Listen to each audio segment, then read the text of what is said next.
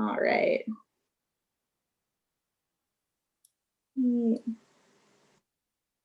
we go.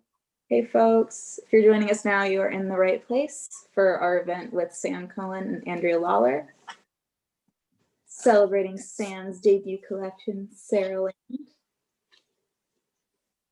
You can get it wherever books are sold or at Great Apple Books.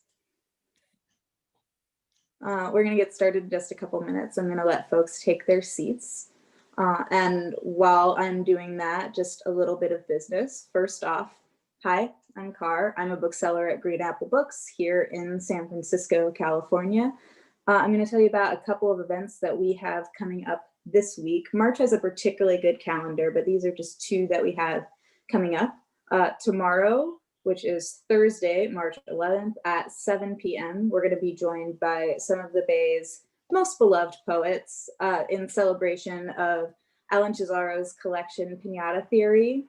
Cesaro will be reading, and he'll be alongside poets who are also mentors to him, so it's really special. But poets Reina J. Leon and Barbara Jane Reyes, and our new San Francisco poet laureate, Tongo Ison Martin. And Alan will be reading himself. So we're really happy to have them all kind of under one roof for the evening, and we hope you can join us. That is tomorrow, March 11th at 7 p.m. And then next Tuesday, March 16th at 7 p.m., we're partnering with the Bay Area Book Festival to bring you an event with Lorea Gaston for her book, Love Without Reason. She'll be in conversation with KALW's Janae Darden. Janae is also a local poet, so you may have heard from her before outside of the radio. They'll be talking about the book. Gaston is the founder of the nonprofit Lunch on Me, which redistributes organic food to some number like 10 to 20,000 folks living on Skid Row every month. So her book talks about that, and also just redistribution of wealth and love. And that is next Tuesday, March 16th at 7 p.m. That is a ticketed event, but your ticket comes with a copy of the book. So keep that in mind. We have a full calendar of our events on our website at greenapplebooks.com. All of our events are free unless stated otherwise. That being said, do buy books if you can. Do buy books from us if you can. If you've been here before, you've heard me say that when you buy books, it helps us out as a store and put on events like these. It supports the authors who put so much work into making these books, and you get a book out of it, which is maybe the best part. So do consider doing that, especially if you're here. So we have two books that I can recommend off the top of my head that you can purchase. I do want to let you folks know also that we have a Q&A function this evening. So if you have any question during the hour, I encourage you to hit that Q&A button. It'll either be, depending on your interface, at the top of your screen or at the bottom of your screen. You can just, whenever something pops into your head, you can enter it into the chat. We'd hate for you to forget what your question was, and we'll get to them at the end of the hour. So without further ado, I'd love to go ahead and introduce our authors for this evening. Andrea Lawlor teaches writing at Mount Holyoke College, is the recipient of the 2020 Writing Award for Fiction, and has been awarded fellowships by Lambda Literary and Radar Labs. Their publications include a chapbook, position papers, and a novel, Paul Takes the Form of a Mortal Girl. She's a 2018 finalist for the Lambda Literary and a CLMP Firecracker Award. Please do welcome Andrea Lawlor. Yay. And Sam Cohen was born and raised in suburban Detroit. Her fiction is published in Fence, Bomb, Diagram, and Gulf Coast, among others. The recipient of a McDowell Fellowship and a PhD fellow at the University of Southern California. She lives in Los Angeles. Her collection, Sarahland, is the reason we are here this evening. Please join me in welcoming Sam Cohen. Thanks, folks. Thank you so much, Car. I don't know, am I visible right now?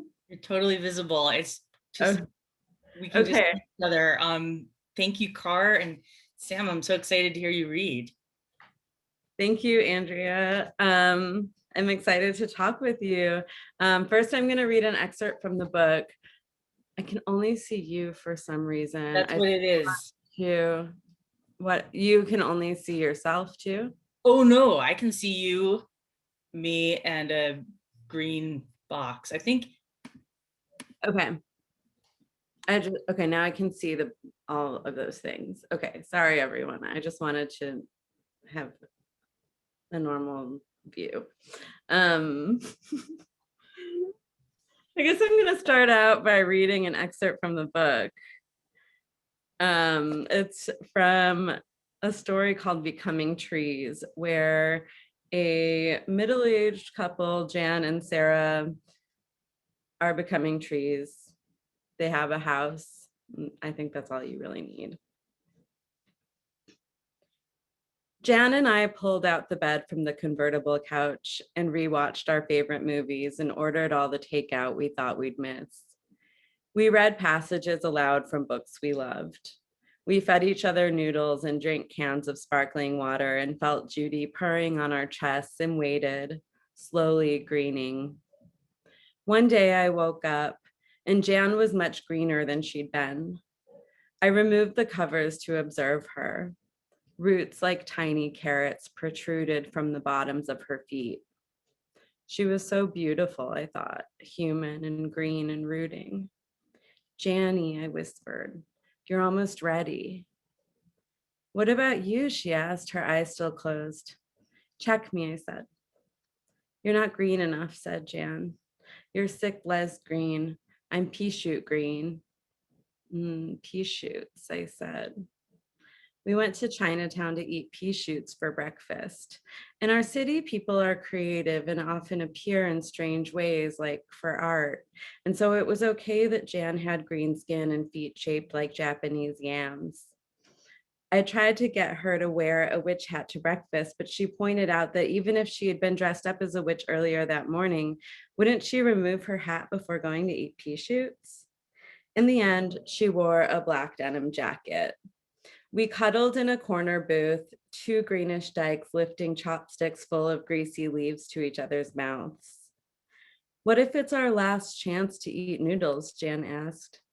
And so we ordered noodles too, which arrived in a dry yellow nest, over which we poured a little gravy at a time in order to eat them, part crispy, part soft, our favorite way. We were full and tired, and our plates were still heaping with food. Jan poked at my mouth with chopsticks full of pea shoots. You need more chlorophyll, she insisted. And since I didn't know how much longer I'd be eating food like this, I opened my mouth for Jan's chopsticks again and again. My nubby carrot roots grew. Bulbous and each with witch hairs, they made it difficult to walk. Jan was truly pea-colored now with roots long as wands. Jan woke up increasingly more tired, and I helped her out into the sunshine where she'd breathe deep and smile. Some of Jan's hair had turned into leaves, and she'd sit there in the garden, sometimes with her eyes closed and sometimes gazing at me. We were speaking less, though it was unclear whether we were losing our capacity for speech or just our desire to speak, and whether those things were even different after all. Still, I worried. I didn't know how fast it would go from here. I texted Oscar and I said I thought it was time for him to move in. He showed up that evening with a bag of clothes and stayed in our guest room. We began sitting in the garden for most of the day. I sometimes foraged from the garden, shoving leaves into my mouth or sucking on a fallen kumquat. But Jan was making most of her own food, smiling spread eagle in the dirt as her chloroplast easily converted sun to sugar. When I stood in the dirt on my bulbed feet, I felt a feeling I'd never felt before, a cunty surge that went from my roots to the crown of my head and out like a beam. Later on our sofa bed, I asked Jan, do you feel turned on, like by the ground? I don't know if that's really the right word for it, Jan said, but maybe literally turned on, like activated. Maybe these are plant feelings, I said. They're plant feelings, echoed Jan. She started snoring. One day I woke up and it didn't feel like waking up. I felt different than an awake human. I felt, I guess, like a tree. Janny, I said, today's the day. Today is the day, Jan repeated. The repetition was like a spell, making it official. When Oscar came into the living room, we told him, "Today is the day." Our roots had grown too long and too abundant to walk with. We no longer had anything that could properly be called heels or balls of our feet. Oscar brought a wheelbarrow to the side of our sofa bed. We rolled into the barrow, one after the other, and clutched each other face to face and fetal. Oscar pushed us to the garden, deposited us onto our plot. Out back in our new gated area, Jan and I felt energized. We lay down and dug our fingers and then our palms into each other, our bodies writhing against the dirt. We pulled our hands out and plunged them, our 5 fingertips pressed together like little spades into the soil, our slimy hands pushing into the hard clay earth and breaking it open. It was difficult to make the first crack into the clay, but as we drilled our fists down, the earth loosened. We let out little gasps of wonder and relief, and soon our arms were buried up past the elbows and we moaned. We swirled our sticky hands around in bags of tree fertilizer and pushed our fists into the earth again. I massaged the earth with one hand while pushing the other into Jan's body, and I could feel both the will and surrender of each of the 3 of us, Jan, me, the earth. We were each pushing, each opening, each taking more than we thought we could, but relenting more too. I felt Jan's wrist bone push into me just as the earth sucked my arm to the shoulder. Our legs were coated in slime and dirt, and Jan's legs were somehow buried to mid-calf. We kept writhing. It is so hard to plant anything, but we pushed.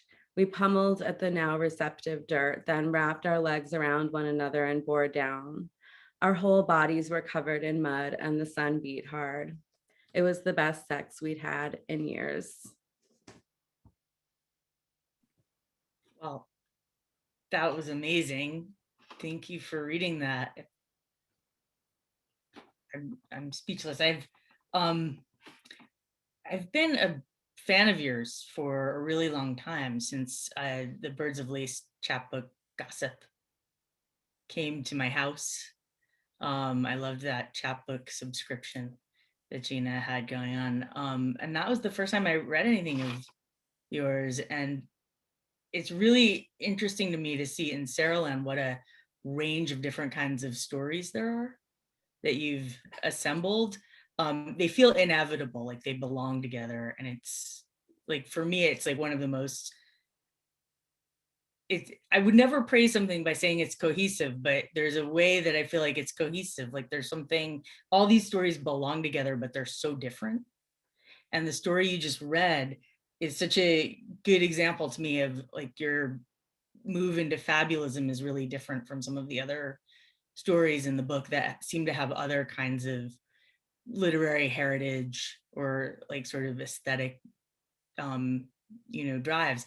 And I wonder if you could talk about putting the collection together, stories doing lots of different things in one book. Yeah, I love that question. And I also want to say that, I mean, it's weird to like repeat this, but I've also been a fan of yours for a long time. And I think it's like a really nice thing. Gossip came out, I think, in 2012, so almost 10 years ago. And I do feel like there are really important ways that chapbook publication on Birds of Lace changed my life. And I know Gina's here, I think. And I know, yeah, I saw her name in the little chat. Hi, Gina. Nice.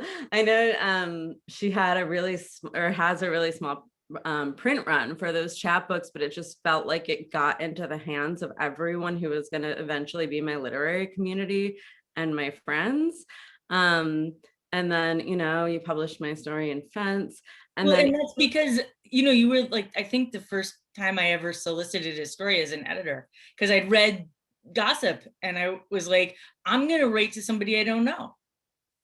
And I hadn't done that before. I felt very New York, and sort of, I was sort of like, I'm going to write. I'm watching Call My Agent right now. And I felt like that. That's how I felt. I think it felt a lot more organic and natural than that, but that does make me want to tell you the story of how Gina solicited the chapbook for Birds of Lace, which I think was actually in the interview with Gina that's in Bomb today, but she sent me a postcard that she had made of her. It was a photo of her back with like the pink puffy paint, like woman signs, like that intersecting like lesbian sign thing, Love like it.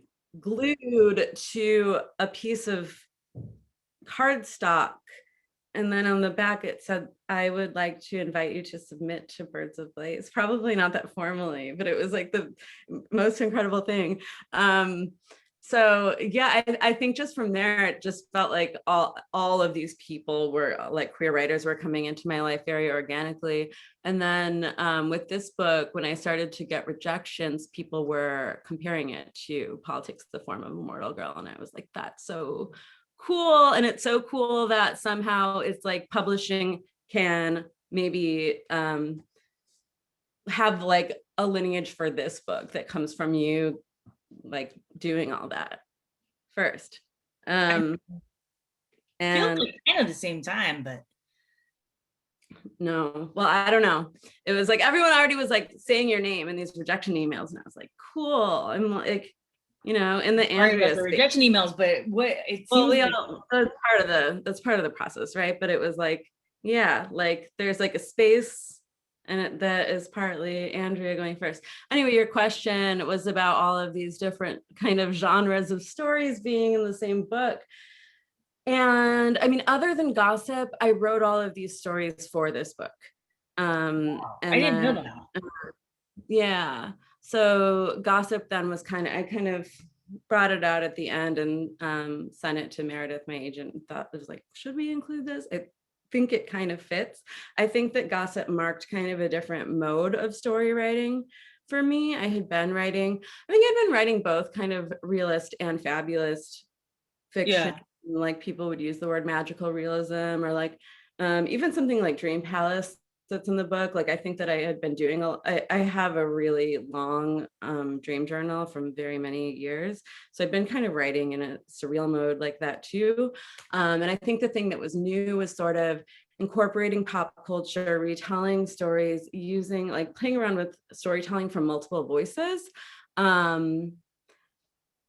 And all the teenage Sarahs and Exorcism or Eating My Twin were sort of the first stories that I wrote that I was like, there's a book here. That's interesting. And maybe as I started to write out the different Sarahs, I may have kind of like moved out of that mode sometimes. Like it didn't always fit. I would say that like Sarahland, the story is still kind of in that mode. Naked Furniture is more realist. And then yeah, this tree story is a little more like straightforward narrative and fabulous. But yeah, I think that the core was in this like multivocal pop culture storytelling. And then just as I started to build out the collection, that wasn't the mode for each story. Yeah, I really, it felt very prismatic to me. Like I really was, I mean, sort of like in the shiny rainbow way, and then also in the multifaceted and trippy way. So does that mean like, so did you write the Purple Epoch? Is that the last? Did you write that did you write that at the end? Was that in order? It's the last piece in the book. Yeah, I know it. No, I'm saying for, oh my God, I know you know. I'm sorry to you know, I meant for the people. There are actually weirdly other people here. They're high participants. You should chat, you know, us. If you have a better question, all you do. No, but we'll do the Q&A at the end, but yeah, they can Q&A people though, if you I'm talking about the there's this last piece, the Purple Epoch in the book. It's it makes sense to me now you said that you wrote the stories for this collection, but I wonder if that was sort of like, did that come at the end or was that somewhere else? The ordering is always so interesting. It was somewhere in the middle. You want to hear about ordering the book? I do. You want to talk about it? Yeah. Yeah, I would say Purple Epoch was like toward the middle end, like writing wise toward the middle end. And actually the last story that I wrote was Sarahland. And so when I first pitched this book, it had a different title, and Sarahland, the story wasn't even in it yet. And Wow. then once I finished that story, it completely, and Meredith, who picked up the book, is just like amazing and is also here, but could like see the shape of the book somehow without that. But then as soon as I wrote that story, there was something that sort of really gave the whole book this very sort of clear narrative arc. And yeah, and it felt clear that that story had to be the first story. The Purple Epoch, I mean, sometimes I just can't remember writing things, and the Purple Epoch is kind of one of those. Do you not have that experience? I have had that. Yeah, it's so fun. Yeah. Yeah, it's fun to feel sort of like, oh, I was doing something at that point, like it's like evidence of past virtue. Yeah. I mean, it's the best feeling in the world to open files on your computer and be like, I wrote this. Yeah, totally. Thing come from. I actually had that experience completely with all the teenage Sarahs. I had no idea what I was even like doing in a larger sense writing wise, and then I kind of found all, and I was like, this is great. But yeah, and it's so funny that Sarahland, there was an original different title. When I first read the story All the Teenage Sarahs, I thought, oh my god, well, that title is like, I'm completely undone by that title. And then Sarahland is a perfect title for this book. But I love where All the Teenage Sarahs comes in towards the end, and there's like that multiplicity, all these different all these different, little Sarah stories of Sarahs. yeah, and I think like All the Teenage Sarahs kind of ends up being a microcosm of the whole book that then just like shifts at the ending. Yeah. And kind of shifts the journey too, but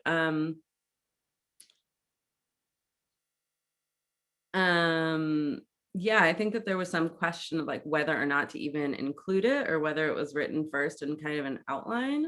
But interesting. Yeah, but then I think it felt good to sort of I don't know, somehow like redo the journey. Yeah, it feels almost like it's like the whole book in fractal form or something. Like there's some, like there are these repeated patterns. And I mean, I love this idea of all the, I think I read an interview, maybe it was the one in Bomb, or maybe it was a different one, where you were talking about the Sarahs being the same and not the same Sarah, like they're blurring that line, which I think is, I've just been reflecting on the ways in which that works to sort of like really open up this space of like who could be a Sarah, and what are Sarahs like. And I think a lot about in that first story, Sarahland, there are these Sarahs who are sort of like the wrong Sarahs for our Sarah in that story. Like this group of Sarahs who are not the right Sarahs. But I've been thinking about one of the things I just love about this book and your writing is this, I think there's kind of generosity to all the Sarahs and all the characters in the book. So there's like almost, it feels like those wrong Sarahs are never bad in the story. Like I could be wrong, but I've been trying to think a little bit lately. I was telling you about this class I'm teaching on queer and trans writing, and we did Femme Shark Week, where we're just like trying to think about, is there a femme aesthetic, femme literary aesthetic? And we talked about Sarahland, and we talked about Yes Femmes, the zine and reading series and magazine you did. And it made me think a lot about, is there a femme aesthetic? Is Sam Cohen doing it in this book? And, is Sarahland maybe, is there's something about solidarity and like complicated relationships that does that feel right to you at all? Totally. Who else did you teach in Femme Shark Week? Kai Cheng Tom, a little, yeah. Close. I threw a bunch of just too much stuff. I can't. It's like to Leah Lakshmi. We did Femme Shark Manifesto, of course. Well, yeah, I actually haven't read Kai Cheng Tam's novel yet, but they wrote some You're gonna love it. The most amazing Jenny Schechter criticism online, like positive criticism, like in the aughts, and really became my internet hero. I really remember people. So I'm excited to read that novel. I'm also thinking about Anna Joy Springer as like a femme root. Yeah. She definitely has that too, like these really enmeshed, intense, dramatic relationships where it's like, if you die, I might have to die. I might have to completely transform myself, become a different person. I'm thinking like the Vicious Red Rabbit. Yeah. And I think like that, those are sort of always the emotional stakes in Sarahland too. Where, I mean, actually, so I was thinking about Paul too before we talked, and but like sort of both Paul and Sarah starting in the Midwest. And so like I think that there is something in the Midwest where it's like the whole promise or potential of something else, or something some kind of alternative future exists in like one person that you see who stands out from these masses. Like I thought like the bob as an alternative haircut in the Midwest was so funny, because it's like, right, it's like what like I don't know, like just like what you can do fashion wise to signal. Totally. Well, in Sarahland, they're these, our Sarah sees these kids smoking with like fingerless gloves. Yeah. And I was like, yeah, no, right. You're scrutinizing every. There's so much, so much promise for like an elsewhere in just that. And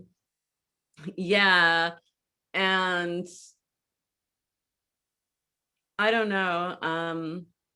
And so yeah, I think like the sort of the younger Sarahs, I would say at the beginning of the book, are always finding all of this promise and potential in one person. And it's like this, like, I will remake myself. I will become whatever you need me to be. And then that starts to, that starts to change, right? Throughout the book too. But yeah, I think like when we were doing Yes Femmes, we had all these sort of great lines about what the femme aesthetic was. That was like excess emotion, voiciness, or the voice of the girl, which is something that does feel important to me in writing. Sort of talking in like a girly or ditzy way, sometimes. I think what I would say about femme writing or the femme aesthetic too is that I think like so many of the ways to not become a Sarah, like the wrong kind of, like the wrong Sarahs for our Sarahs, I like the way that you said that in the first story, feel like they're to be more masked, right? Which is why if you talk to queer femmes, like almost all of us had like a phase where we were trying to be androgynous or something. And that feels like the answer to not being a Sarah A or B. Right. Yeah. And so I think that like something femmes are just doing in life, but also can do in writing, is really claiming this kind of femininity that, doesn't exist for the male gaze, that doesn't click with the Sarah A's and B's of the world, which is like most people, doesn't fit into heteronormativity. Yeah. I love, I love how just sort of drenched in queerness the book is. It's like, there was another thing that stood out to me in an interview where you said something like, why wouldn't I write a really queer book? And I just like, that was maybe my favorite part of that interview. I think it's sort of, to me, it was like a familiar world. And we just so rarely see that, even when it's like these, like older lesbians turning into trees. Somehow that did. There is a Northampton quality to that, you know. Not gonna lie. But there's this sort of way in which it's like all these people I have just sort of given up on seeing in stories are in your books. And so that was really, you know, of course, I love the exorcism or eating my twin story. It feels very like, oh yeah, like these are, I also maybe went to grad school with some of these people. And I feel like that's just truth for a lot of the stories. I think like, oh, here are characters I just don't see that often, but I know really well. So I don't know. I wonder if there are writers that you've found that in, like that, like writers who gave you a sort of sense of, you know, who your people were. Yeah, that's a great question. I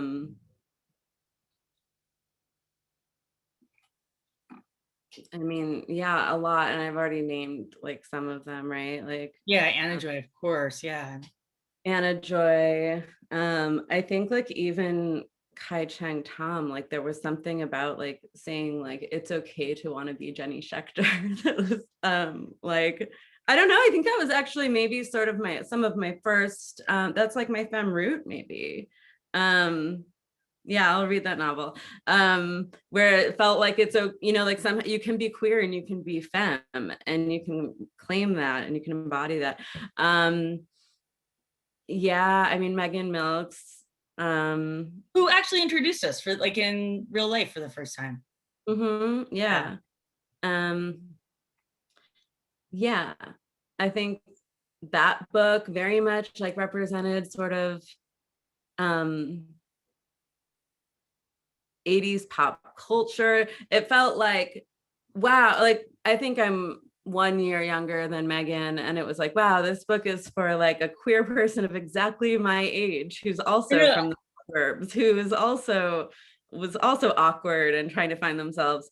I mean, I see Tom Cho's book right behind you, like it kind of just keeps popping out at me. But cover, right? Yeah, I love that cover. But yeah, I mean, I love that book too. I think it really made me think differently about how you can write about pop culture.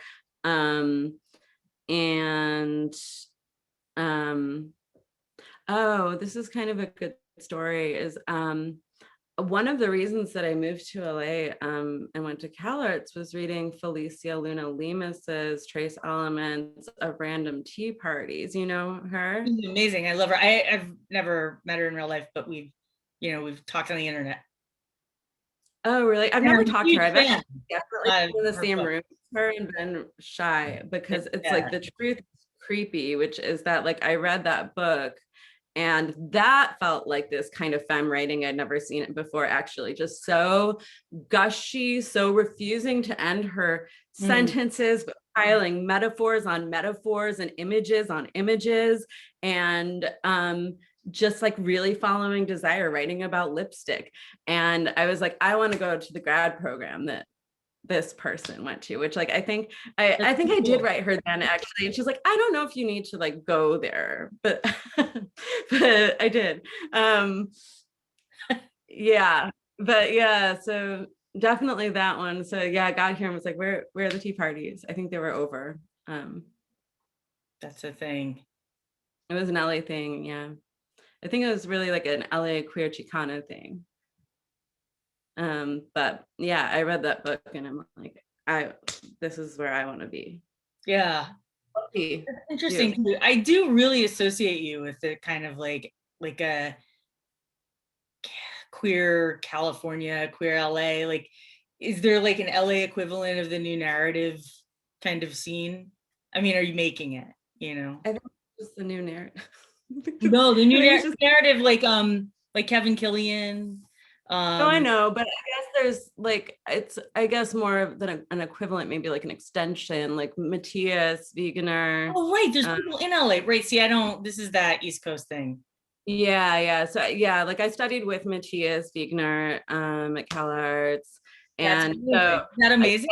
so I definitely feel like that is sort of, that's my new narrative route, maybe, is like Matthias and coming to Kathy Acker through Matthias and Jody Bellamy and Chris Yeah. Krause and all of that stuff. But yeah, I guess Matthias being here. And then, I mean, I guess I consider Miriam Gerba kind of a very new narrative, like the next gen Totally. sort of writer. I love that you said that. Yeah. So, I mean, I think because so many writers are in New York and the East Coast generally, that I do think that like just like California, LA, and the Bay writers, like there's a relationship. Yeah. Anna Joy's here too. Yeah. Yeah. I mean, there's so many, it just seems like the scene in LA seems so exciting. I think probably because, one of my only firsthand experiences of like the literary world in LA is going to the Yes Femmes reading you guys did at AWP that time. And I was just like, oh, it's like this all the time.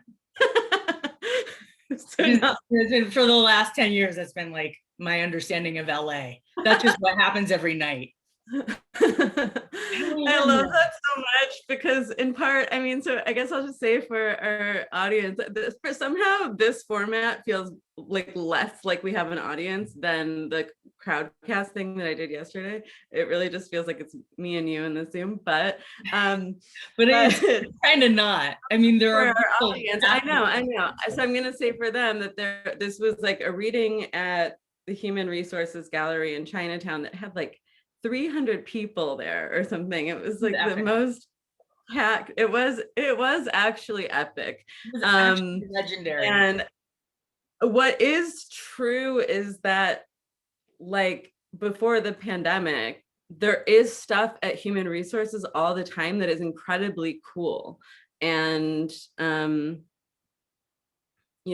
like there are like very experimental, interactive art spaces and art scenes in LA. But I mean, I think that Yes Femmes could only happen in convergence with AWP, which I don't even know who's here. Is a conference where like 13,000 new people come to the city writers for the week. Yeah, it's a thing. Will there ever be those things again? Yeah. That's what you think? Yeah, of course. An optimistic extrovert. Are people saying that we're never going to have those things again? Oh, I don't know. I just think like sometimes I get into a, like, I don't know, this whole thing. I mean, you're doing a book tour on Zoom, I know, but I'm also getting vaccinated next week. And like, that's awesome. I don't know. I think by like the fall. All right. I don't know. I don't know the timeline, but it's like, it does feel like maybe this could be the tail end of Zoom book tours. I hope this could be. This is the peak. The tail end is at peak. The high point of Zoom book tours will be for Sarahland. I hope.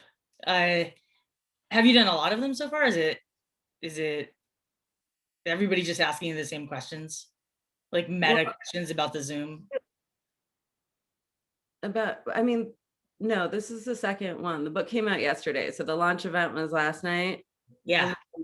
This one's tonight, and the last one's tomorrow. It's a short and sweet Zoom book tour. Well, all right. I mean, people will be clamoring for more. Are you going to always read the same thing about the trees? Because I definitely will. I was going to listen tomorrow to hear the trees again. Well, I can read you the trees some other time. I'm happy. There's probably is there an audiobook? There is an audiobook. Did you read it? I don't know if I should share this, and I know my team is here, so I'm sorry if I shouldn't. But Andrea, I said I wanted to read the audiobook, and the audio team at Hachette made me audition. Whoa! And they rejected my audition tape. Are you serious? Yeah. That's amazing. They wouldn't even let me audition for mine. Oh, really? Yeah. They were just like, nah, you don't want to do that. And I was like, you want to do it too? Well, I don't know that I wanted to do it, but I kind of wanted to be wanted. But I like who they got, so I felt good about it. That's cool. I listened to a little excerpt of yours because I was trying to like find a voice, and I did like that voice. Yeah, they got a cool non-binary actor to do it, and they had a cool voice, so they were very responsive. And it is, obviously it's a skilled profession, and I'm not an actor, so. But I know I only listen to audiobooks when they're read by the author, but like that's me. I don't listen to a lot of fiction. Yeah, that's how I am as well. I love them when they're by the author, but sometimes they're so great when they just have a great voice actor. I'm really curious to hear. I'll want to listen to the audiobook of this. I realized that we've got some questions in the Q&A, and I don't want to just be babbling at you when people have actually weird questions for me to ask you. This is first there's a greeting from Joey. I don't know where the chat is, but hi Sam, it's Nikki. Nikki is who I did my event with last night. She was the interlocutor, so I like that she's asking me more questions. Joey is her boyfriend. Oh, awesome, sweet. Well, Matt Kessler supposedly, but maybe it's somebody else. No. No. Hi Sam, I can't wait to read Sarahland. Weird question, but I can't help but notice the similarity between your name, Sam, and Sarah. What's the difference between a Sarah and a Sam? Ooh. Hi, Matt Kessler. What's the difference between a Sarah and a Sam? So I sort of like told, I mean, I don't have to say that I told the story last night, because if you were there, you know, and if you weren't, you don't know. But people used to mishear my name as Sarah a lot. And I think it was because I was just very shy and soft-spoken and would like be like, hi, I'm Sam. Oh yeah, no, totally. And so Sarah became my sort of writing avatar very early on. And I did not tell this story last night, but like my very first moment of like feeling myself as a writer. I mean, I felt like I wanted to be a writer for a long time, but like kind of I had this like very important moment with myself. I was very like performatively for myself, I guess, writing in bars in Brooklyn. And like my little notebook. That's awesome. And I remember writing a scene of dialogue where two men were talking about a Sarah, and then it transitioned to they're talking about me, I'm Sarah. And it felt like this really powerful literary move. And it's weird because I came back to the name Sarah because it was assigned to me as part of this like Horse Girl series, which was the genesis of all the teenage Sarahs, but nothing ever happened with the Horse Girl series. But like I was told to write about a Sarah. And so I don't know, I like that kind of slippage between me and the Sarahs, because obviously there's a lot of me in them. I don't know about like Sam's in general. just the one. You know, it's funny, your name is actually, you're really hard to Google. I Googled it, and I was like, oh, that's not Sam. There's like a musician, like a hipster dude, psych rock. Yeah. Anyway, but then you put Sarahland in, and boom, right there. So I was pleased to see that, but I was interested in that, and I wondered also, yeah, if that connected. Is there an interchangeability? I mean, I see the connection you're making. I don't know. I mean, I don't love that situation, I'll be honest with you. Yeah, right now it's that hipster dude musician. Before, I mean, I was using Samantha more before, but there was like someone who'd been on American Idol. And also Middleton's coach or something, Samantha Cohen. So there's always like someone who's doing something with my name, but and like even if I do start to come up, or you Google Sarahland, like you're not going to see everything nicely presented as a collection in the way that you would with like someone with a different kind of name. Right. Yeah, I don't know. Did that make me feel like more interchangeable? I don't think so, because I think that actually like Sam Cohen was a pretty cool, like I feel like I've been Sam Cohen and I've been kind of a two-name person since You're a total childhood, two-name really. person. Yeah. But like since I was like 12 at least. And like I guess it always felt like kind of a cool name to have, or like, you know, having this kind of like old man name as a 13-year-old girl or something. Yeah. That's a kind of a horse girl thing. Aren't they always named like Michael? Are they like Oh, actual horse girls? Yeah. That sounds right to me. I mean, the thing about that, getting that horse girl assignment was that I realized like I don't know anything about horse girls. And so that's why it like doesn't really end up being that. Yeah, which I also like, I love about, you know, your writing is that you don't, it's not the horse girl writing. I grew up going to, I mean, as like a small child, going to being carried to racetracks with my dad. And so that was kind of like my first angle, but it didn't really pan out. I wanted to write a horse girl racetrack story. Kind of like Dick Francis, but like millennial and queer. Well, she had to be 12. That was part of the assignment. What did Nikki ask?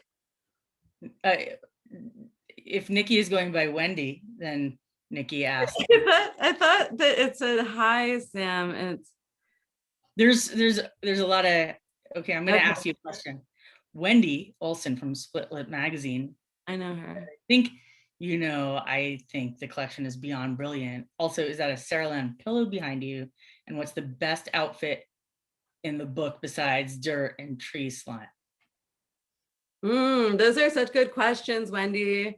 I mean, I think Wendy read the book because she just wrote me a really nice detailed email about it. So maybe she should answer that question, but I will answer the question about the pillow, which is that I went over, my friend invited me over for brunch and she was like, you know, do you want to bring some bagels over? I think she might be, who knows? You want to bring some bagels over? I also have a book gift for you. So I open this present, and what the gift is So good. this she hand knit this throw pillow as a cover adaptation of the cover of Sarahland, which is really one of the most incredible things I've ever received. I'll just The Q&A is blowing up. Okay, great. With excitement about the pillow. Oh, with excitement about the pillow. Wow, there was like nothing. No, there's another thing I want to tell you. Conversation. They Gina here and says Gina has an important intervention. Being a horse girl is a vibe, only sometimes connected to actual horses. Again, for probably different reasons, you know, not my area of expertise. Can you speak to that? To the vibe? Me or Gina? I think she's educating us about horse girls.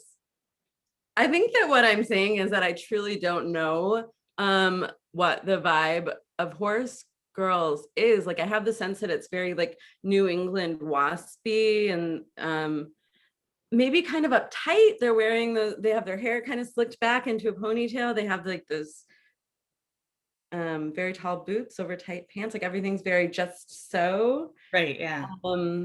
Wealthy young ladies. Maybe I'm thinking of Charlotte York is probably the most famous horse girl I know, from one of the Sex and the City characters, the very waspy one. That's the sense that I have, but I kind of think that Gina is saying something else. I think she is. Yeah. We'll have to hopefully be more educated on this topic. Hi, folks. Not to interrupt, but I have a couple questions of my own if you indulge me. Sure. Great. So Sam, I would like to know, and then I'll pop off. And folks, if you have more questions, do feel free to enter them. But I'd like to know, one, what ended up on the cutting room floor for your collection, and two, what you're reading now. Yeah, I mean, there wasn't a full story that ended up on the cutting room floor. Like all of the stories that were written for the book are in the book. What ended up on the cutting room floor? I mean, not a lot was cut. Things were just changed, I guess. The thing that was probably like the biggest and hardest to cut or change was the end of all the teenage Sarahs. So the version that was that you published in Fence, Andrea, the end involves this romance. This and yeah, and so she leaves the horses. I'm like ruining the end of the book for you guys. I'm sorry. She leaves the horses to pursue a romance. And my editor had a really, she had to be very persistent in convincing me to cut that romance from the book and like make the Sarah stand on her own 2 feet. What was the other question? What I'm reading now? I'm reading Milk Fed right now by Melissa Broder, and yeah, I saw it back there too. Oh, good. It's so good. Oh my God. It's it is blowing my. Should be friends. I know. It does seem that way to me too. Yeah, we have a lot of familial similarity, I would say, having read that book. And I love sort of the voice of the book. There's like obsession and hunger and what happens when like the ways that girls are pushed to deny their hunger and deny their desire, and very strange, obsessive romance, amazing sex writing. So good. And I'm also reading Luster, which I also love. But the library, I'm like reading a lot of digital library books right now in the pandemic, and the library like stole my copy, so I have to get Luster back. Yeah, you definitely have to finish that book. It's so good. That was based on your recommendation, Andrea, because obviously I saw that book popping up everywhere, but I loved that you said it made you understand straight culture in a new way. And I was like, ooh, I wanna understand straight culture. It's curious. There's another question for you from Amy Lillard. Hi, Sam. Love the book so much. The biblical story was one of the best things I've read in a long time. Fucking amazing. It's a queer religion myth. I wonder if you could talk about how that came to be and your decision to retell a maybe familiar story in the voice of a Sarah. What was the last words that you said? I wonder if you could talk about how that story, yeah, in the voice of a Sarah. In the voice of a Sarah. Oh, well, I mean, because she's the first Sarah. So first of all, thank you so much, Amy Lillard. I think you're the first person to ask a question that I don't know. And I'm so glad that you like the book. Yeah, so actually I was very convinced that I could just do the biblical Sarah as Flash. I was not looking to like get into this whole big long thing. I just wanted to kind of like retell the story and make it a little queerer. But then as soon as I started to do that, other kinds of questions started coming up. It was like, oh, like, okay, we have this trans Sarah, but we still have this other female character who is a slave. Like, need to help her out too, in some way. And so yeah, it just became sort of a lot of different balls in the air. And then I mean, when Mother Nature and God asserted themselves as like warring in the back of the story, I think that made it really exciting for me and kind of a bigger story than I imagined it was. I mean, I think I was surprised. I'm not a religious person. I wasn't raised religious. I think I was surprised by sort of like how much is actually in a Bible story. And maybe even like how core that is to how we think about our origins. And I guess to answer your question in a different way too, why tell it in the voice of a Sarah? I mean, I think that I really also sort of like saying like we need new origin stories, and like, I'm gonna do it, you know, like, that's cool. Like, I can do that. 'Cause it seems like kind of, I don't know, kind of a wild thing to do, but I think that, I don't know, when I was a teen girl, I was never taken seriously because of my voice. And now I think we're more voice positive, but we went through that moment where it was like, girls need to cut their likes so that they're taken seriously, and they just need to stop up talking and not have vocal fry. And I think I feel really good about telling these new origin stories in very core historical, God-based or stories with that voice that has always been the voice that isn't allowed to be taken seriously or tell stories. I love that. I feel like that's actually just true of the whole book, but really true of that story. You really, I love it. All of a sudden, it's like these trans and queer Sarahs, these people are at the heart of, you know, a lot of world culture. It's just like this wild moment of feeling like you were just like, yes, put us right in the center. Yeah. And Kind then of that one story, but you know, like, yeah, obviously influential story. So yeah. And then I mean, I've been thinking about this story too, because I don't know. I mean, people are asking me questions and stuff right now, but yeah, I was like, it seemed like Mother Nature was already sort of losing the war to God. But then this was like the nail in the coffin. And it's like, man, like Sarah maybe had a chance to shake things up if she weren't so attached to her nice sheets and in her palace and stuff, and it's like, I don't know, that feels really like human to me too. Like that is how a lot of decisions get made. yeah, comfort, home, stability. Here. Totally.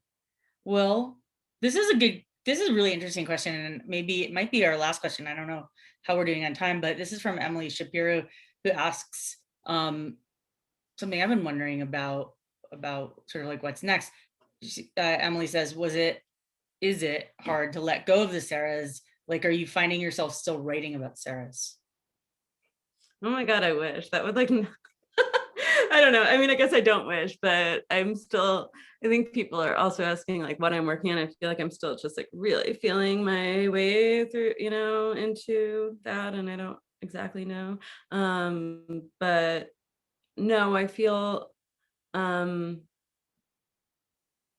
it's a long process, like writing the book and then also editing the book, waiting for the book to come out. I mean, and so no, I feel happy to leave the Sarahs in the past. And I think if there's anything that will like come forward, it's going to be something else from this book. Like I think that there are other aspects of this book that are kind of like swirling around in my brain a little, but it's not the Sarah thing anymore.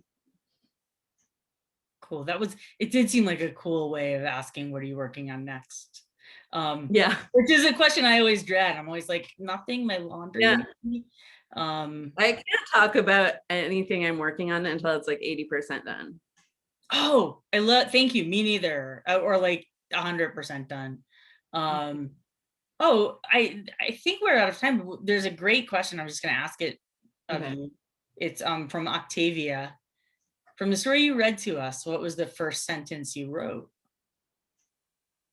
Extremely good, specific, weird question. Yeah, it is a really specific and weird question. And what is also weird is that I actually know the answer.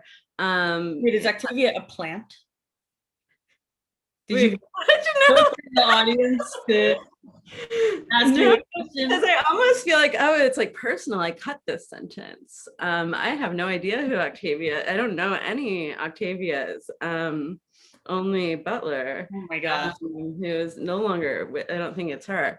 It's But amazing. the first sentence that I wrote of that story is the first Sarah was trans. Wow. And it is not there anymore, but it's like, Yeah. it was like what I knew. And it just seemed like declarative and something to move from. That is so interesting. That's wild. Octavia has more things to say. No, wait, I am trans too. OMFG. Yes. I love Okay, Octavia. that's not the same story. That's a different story. Oh, yeah. But also that's really great, Octavia.